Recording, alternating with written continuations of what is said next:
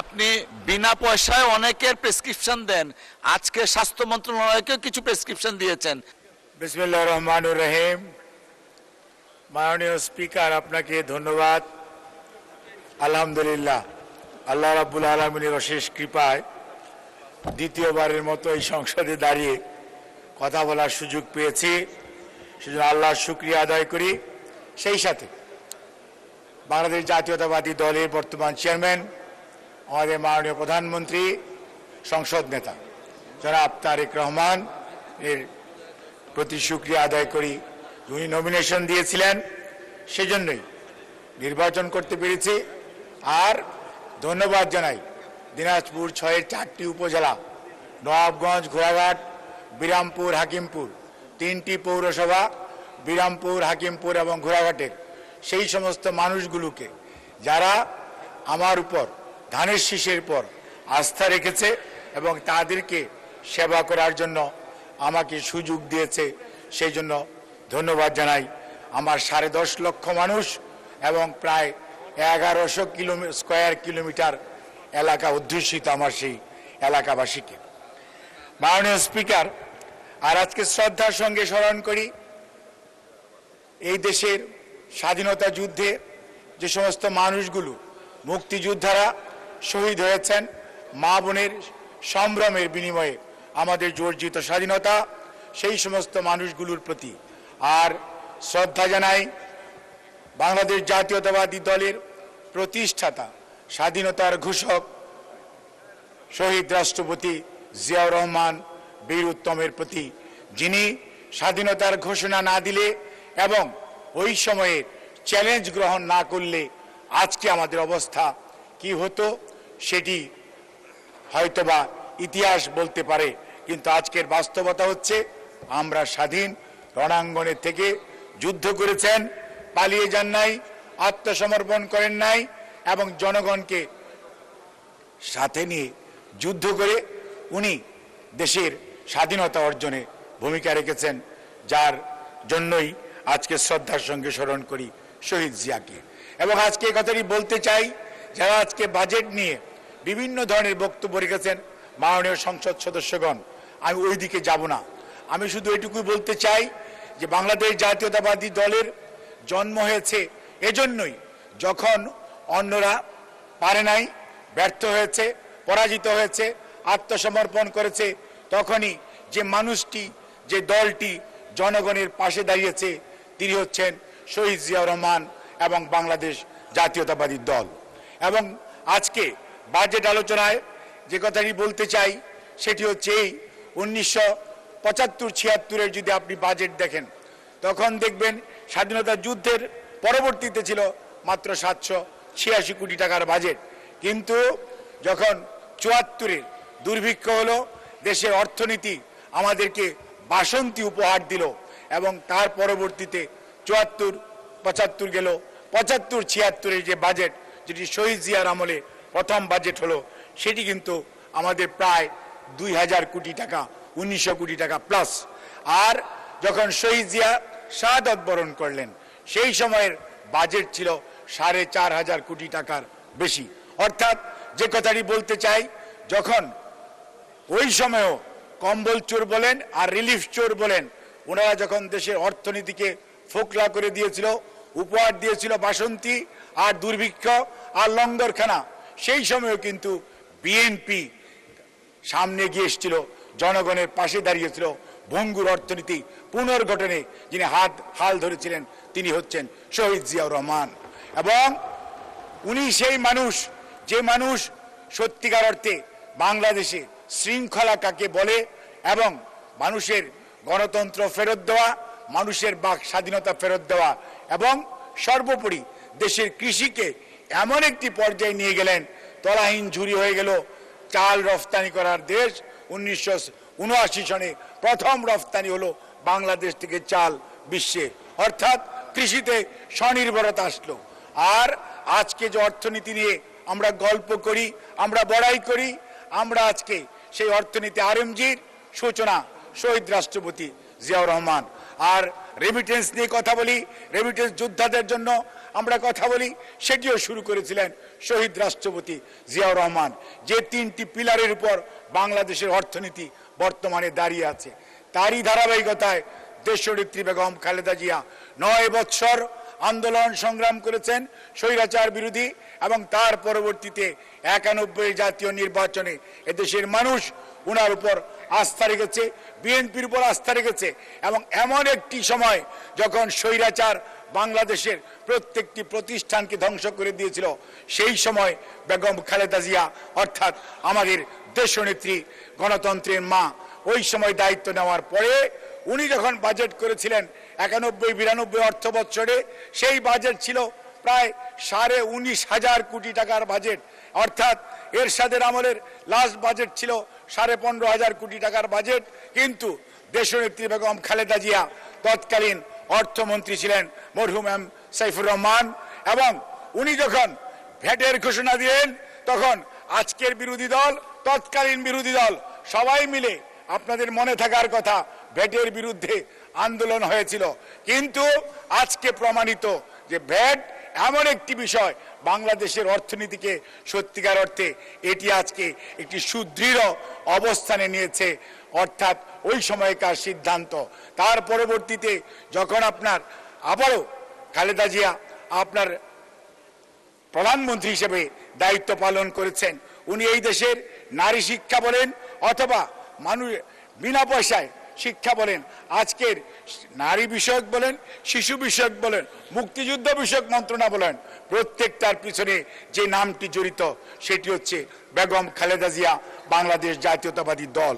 অর্থাৎ বিএনপি এমন একটি দল, যেই দল সব সময় মানুষের পাশে থাকে, মানুষের কথা বলে, মানুষের দুঃখ দুর্দশা লাঘবে ভূমিকা রাখে। এবং তারপরে পরবর্তীতে আপনি দেখেন বাজেট যখন 2001 বলেন, 2002 বলেন, 2005-06 বলেন, সর্বশেষ 70,000 কোটি টাকার বাজেট দিয়ে গিয়েছেন। আর বিগত স্বৈরাচার অর্থাৎ পলায়নকৃত স্বৈরাচারের 2022-23-এর বাজেট ছিল, যেটা মানে 23-24-এর বাজেট, সেটা ছিল 6 লক্ষ কোটি টাকা প্লাস। আর এই বছর আমাদের যোগ্য অর্থমন্ত্রী জনাব আমির খসরু মাহমুদ চৌধুরী, উনি 9,38,000 কোটি টাকার বাজেট দিয়েছেন। কোন সময়ে?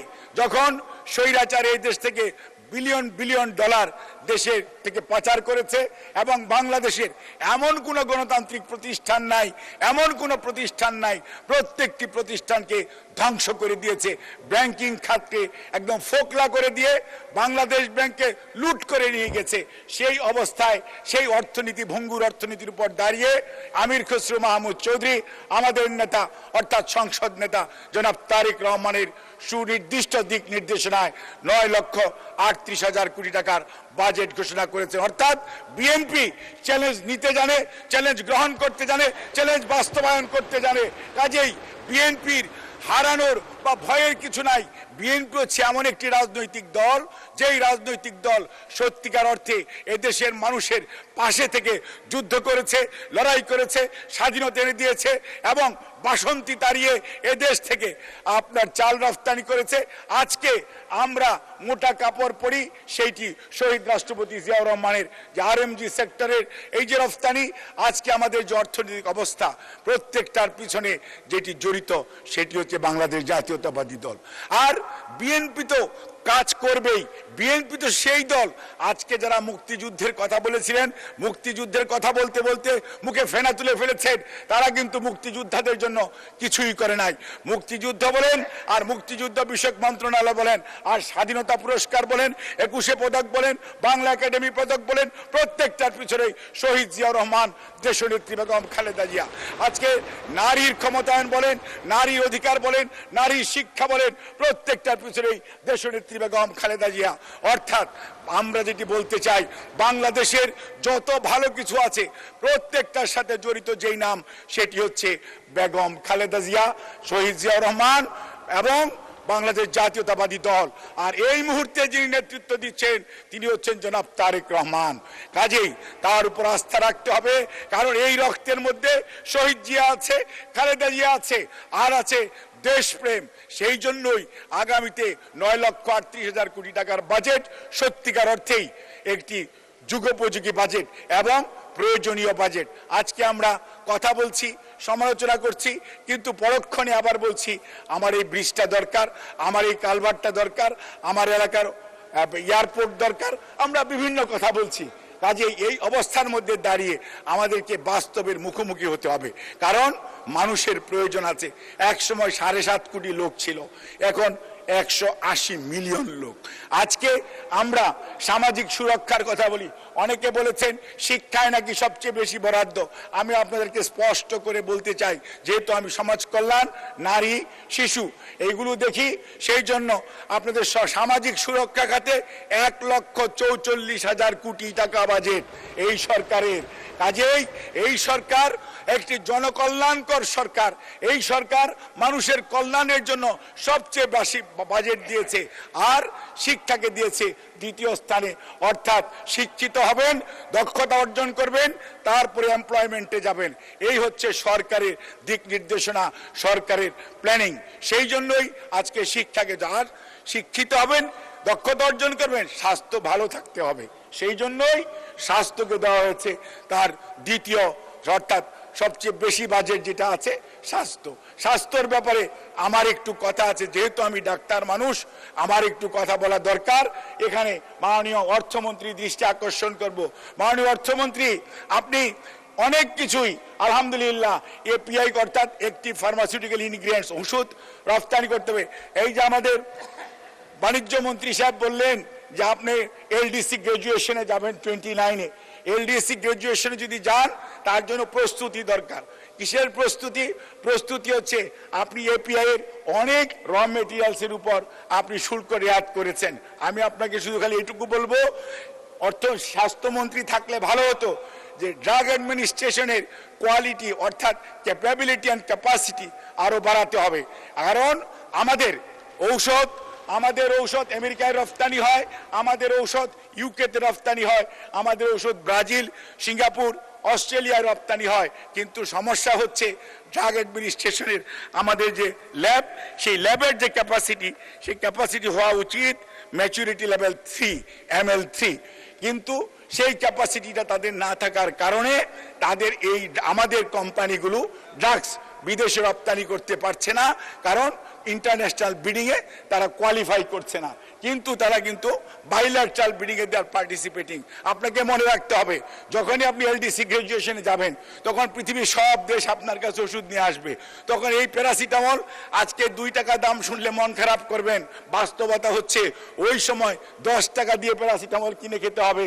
কাজেই আগেই প্রস্তুতি নেন, যাতে আপনি এখন প্যারাসিটামল অর্থাৎ ম্যাক্সিমাম ড্রাগের রেজিস্ট্রেশন এখন করে নিতে হবে। সেই জন্য ড্রাগ অ্যাডমিনিস্ট্রেশনকে আরো বেশি ক্যাপাসিটি ডেভেলপ করতে হবে, সো দ্যাট আপনি এলডিসি গ্রাজুয়েশনের পরে আপনার দেশের মানুষকে স্বল্প মূল্যে ঔষধ দিতে পারেন। আর এই পৃথিবীতে চায়না এবং ইন্ডিয়া এরা হচ্ছে এপিআই তৈরির কারখানা। সারা পৃথিবীর পাকঘর হলো চায়না এবং ইন্ডিয়া। 2য় স্থান, 3য় স্থানে যেটা আসবে সেটা হবে বাংলাদেশ। এবং সেটা যদি গ্রহণ করতে হয়, তাহলে আজকে আপনার ক্যাপাসিটি ডেভেলপ করতে হবে, সো দ্যাট আপনি এমন এপিআই তৈরি করবেন বিলিয়ন বিলিয়ন ডলার।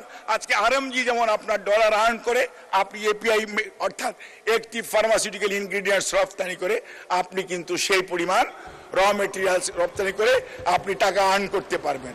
এবং আপনার জন্য বাজার উন্মুক্ত হবে, শুধু নয় অর্থ পাবেন সেটি নয়, অনেক হোয়াইট কালার এমপ্লয়মেন্ট জেনারেশন হবে। এটি খুবই প্রয়োজনীয়। এই জিনিসটি আমি বললাম, এটার জন্য আমাদের খেয়াল রাখা উচিত। আরেকটা জিনিস মাননীয় অর্থমন্ত্রী, আপনার দৃষ্টি আকর্ষণ করছি, আপনি কিছু কিছু অপারেশনের জিনিসের অনেক কতগুলো আইটেম, যেমন ডায়ালাইসিস রোগীর টিউবের উপর আপনার ট্যাক্স কমিয়েছেন। আপনাকে বিনীত অনুরোধ করব মাননীয় প্রধানমন্ত্রী এবং স্পিকারের মাধ্যমে, যে আপনি দয়া করে হার্টের ভাল্ব এই জিনিসটি হয়তো আপনার দৃষ্টিতে কেউ নিয়ে আসলে এটি হয়তো হতো। হার্টের ভাল্ব আর হচ্ছে অক্সিজেনেটার বলে একটা আছে, হার্টের অ্যাপ্লায়েন্স আছে। আর এত রোড ট্রাফিক অ্যাক্সিডেন্ট হয়, রোড ট্রাফিক অ্যাক্সিডেন্টে অনেক নিউরোভাস্কুলার ইনজুরি হয়। সেই সমস্ত ক্ষেত্রে আমাদের রেডিও ফ্রিকোয়েন্সি অ্যাবলেশন ফাইবার আর হচ্ছে পেরিফেরাল ভাস্কুলার স্ট্যান্ট আছে। আপনি হার্টের স্ট্যান্ট করছেন, ভাস্কুলার স্ট্যান্ট আছে। এইগুলো কয়েকটা আইটেম যদি আপনি মানে ভ্যাট আপনি মাফ করে দেন, এগুলো খুব বেশি লাগে না, কিন্তু এগুলোর দাম খুব বেশি। কাজে সেই জন্য যদি ভ্যাটটা মৌকুফ করা হয় তাহলে চিকিৎসা জগতে অনেক গরিব মানুষের ভালো চিকিৎসা হবে। কারণ আপনি তো মানবিক প্রধানমন্ত্রী, মানবিক অর্থমন্ত্রী, আপনাকে আমরা জাস্ট কয়েকদিন আগে অ্যাপ্রোচ করেছিলাম আমাদের দেশের প্রতিবন্ধী মানুষগুলোর পাশে দাঁড়ান। আপনি এবং মাননীয় প্রধানমন্ত্রী আপনাকে নির্দেশনা দিয়েছে এবং আপনি আমাদেরকে এই যে এমপি সাহেবরা এখানে আছেন, যত সংসদ সদস্যরা আছেন, সবার শত শত ডিও আছে, যাদের হুইল চেয়ার লাগবে, কারো আপনার সেলাই মেশিন লাগবে, কারো বিভিন্ন ধরনের সাহায্য সহযোগিতা লাগবে। আমাদের সরকার যেহেতু একটি মানবিক সরকার, এই সরকারের নির্বাচনী কমিটমেন্ট আছে প্রতিবন্ধীদেরকে সহযোগিতা করার জন্য। কাজেই আপনি যে সাহায্য আমাদেরকে করেছেন সেটা দিয়ে কিন্তু আমরা হুইল চেয়ার এবং আপনার সেলাই মেশিন ক্রয় করার উদ্যোগ গ্রহণ করেছি এবং আমরা সংসদ সদস্যদেরকে আশ্বস্ত করতে চাই, মাননীয় প্রধানমন্ত্রীর সাথেও আমাদের কথা হয়েছে। আমরা 350 জন সংসদ সদস্য এখানে উপস্থিত আছেন আলহামদুলিল্লাহ। এটা আসার পরে আমরা সবাই এখানে কোনো ধরনের ডিসক্রিমিনেশন থাকবে না ইনশাল্লাহ। যার যেখানে যতটুকু প্রয়োজন সাধ্য অনুযায়ী, বাংলাদেশে আর্থিক সীমাবদ্ধতার মধ্যেও সাধ্য অনুযায়ী সেটি আমরা বিতরণ করব। এবং মাননীয় অর্থমন্ত্রী আমাদেরকে বারবার বলেছেন, কারণ উনি ওই কমিটির চেয়ারম্যান, আমি ওই কমিটির সদস্য সচিব, উনি বারবার বলেছেন যে প্রতিবন্ধীদের বিষয়, ডিসেবলদের জন্য 11 ধরনের ডিসেবলড আছে, প্রতিবন্ধী আছে, তাদের পাশে দাঁড়ানো আমাদের সবার নৈতিক দায়িত্ব। প্রতিবন্ধীর সংখ্যা বাংলাদেশে কেউ বলবেন 40 লক্ষ, কেউ বলবো 45 লক্ষ, এবং WHO হিসাবে হচ্ছে আমাদের দেশের 6% of the total population, this way that way they are disabled. এখন এই মানুষগুলোকে যদি অ্যাড্রেস করতে হয়, ডিসেবলডকে অ্যাড্রেস করতে মিনিমাম 2-3 সহকারী লাগে।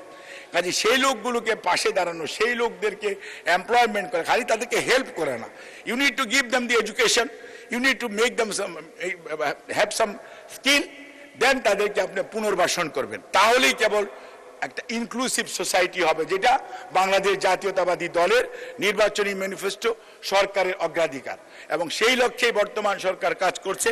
এবং আমি মনে করি মাননীয় অর্থমন্ত্রী, আপনি দয়া করে এই বিষয়গুলো আমি যে কয়েকটা বললাম আমি আপনাকে লিখিতভাবে আবার দিব, সো দ্যাট এটা আপনি দয়া করে অ্যাড্রেস করবেন।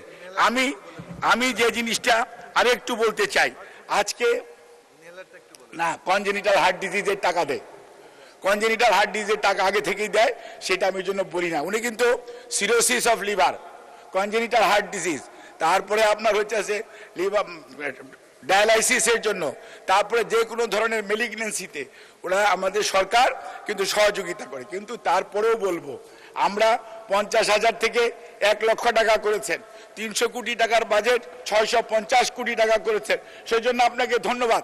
কিন্তু তারপরও আমি বলবো যে আপনার এই সেক্টর হচ্ছে এত বেশি প্রয়োজন মানুষের, সত্যিকার অর্থে এখানে আরো যদি বাড়ানো যায়, এটা আপনার দয়া করে খেয়াল রাখার জন্য আমি আপনার কাছে বিনীত অনুরোধ করছি। আরেকটা হচ্ছে যে কাজটা ফ্যামিলি কার্ড, যেটা অনেকেই বলেছেন, আমি শুধু আপনাদেরকে আশ্বস্ত করতে চাই, আমি অনেক সংসদ সদস্যের বক্তব্য শুনেছি, ফ্যামিলি কার্ড আগামী 4 বছরে পর্যায়ক্রমে বাস্তবায়ন করা হবে।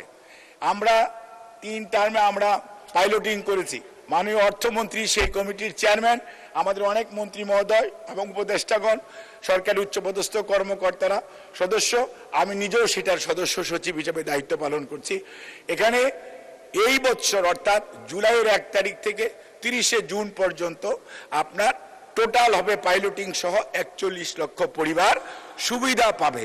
ইট ইজ নট দ্যাট যে ফ্যামিলি প্ল্যানিং বা ফ্যামিলি কার্ড 41 লক্ষকে দেওয়া হবে, ফ্যামিলি কার্ড দেওয়া হবে বেশি সংখ্যক মানুষকে, সুবিধাভোগী হবে 41 লক্ষ পরিবার। এবং সেইটার জন্য অলরেডি 14,500 কোটি টাকার যে বাজেট, সেই বাজেট অলরেডি আপনার আমাদের যে অ্যানুয়াল ডেভেলপমেন্ট প্ল্যান এডিপিতে এখন আছে। কাজে এই অবস্থায় আমরা চাইব, এবং এটা কোনো এলাকা হবে না, 300টি আসনে একযোগে ইনশাআল্লাহ এই কর্মসূচি, আপনাদের কোনো ডিও লেটার, কোনো তদবির করার প্রয়োজন পড়বে না। ফ্যামিলি কার্ড ফ্যামিলি প্রত্যেকটা বাড়ি বাড়ি যে খুঁজবে, ফ্যামিলি কার্ডকে কাউরে খুঁজতে হবে না। ফ্যামিলি কার্ড নিজে আপনাদের বাড়ি যে ওই সমস্ত যে পরিবাররা ফ্যামিলি কার্ড পাওয়ার উপযুক্ত তাদেরকে খুঁজে বের করবে, তাদেরকে দিবে। আপনারা শুধু খালি সুপারভাইজ করবেন যাতে। ধন্যবাদ মাননীয় মন্ত্রী। আজান পড়ে গেছে, আপনি বিনা পয়সায় অনেকের প্রেসক্রিপশন দেন, আজকে স্বাস্থ্য মন্ত্রণালয়কেও কিছু প্রেসক্রিপশন দিয়েছেন। Thank you.